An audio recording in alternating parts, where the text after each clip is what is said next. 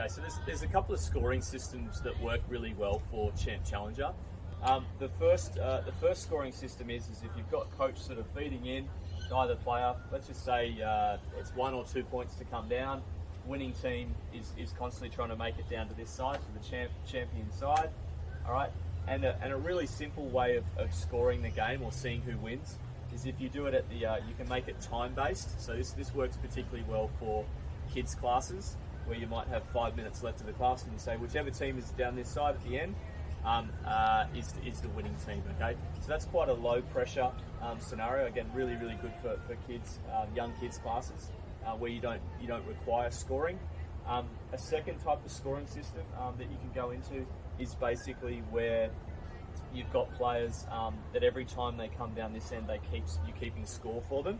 So let's just say you play the point out. These guys are, let's say they do a baseline scenario, baseline to baseline.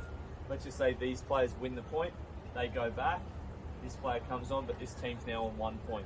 Let's just say coach feeds in again, this team wins the point again, they go back, this team comes on, now they're on 2 points, and let's just say the next round these guys win 2 in a row.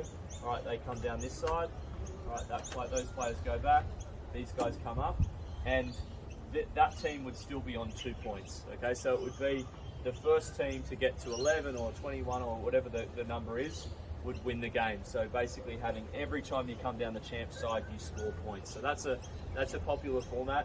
If you are playing that format, it's really important to have really even levels of the groups. If you've got a class that has very differing levels, this format, you'll find there'll be 1 or 2 teams that'll dominate the game. The last format of Champ Challenger, which also works really well. This is better if you've got maybe a little bit of uneven groups. Probably one of the most common ones we run, which is what we call 10 in a row. Okay, so in order to win down this side as the champ, you need to win 10 points without losing your spot. Okay, so these guys will come up. Let's just say they win the first one. Okay, now they're on 1. Let's say they win the second point again. Now they're on 2. Let's just say they lose the third point, or they lose 2 in a row. These guys would come down, they go back, okay, and their score would go back to 0. It's obviously really challenging to win 10 points without losing 2 in a row.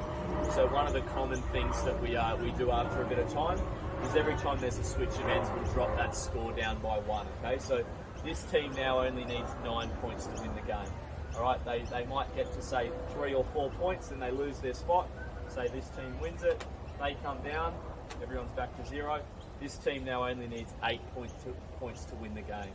All right, they might get to 5 or 6, then they lose. All right, next team comes down.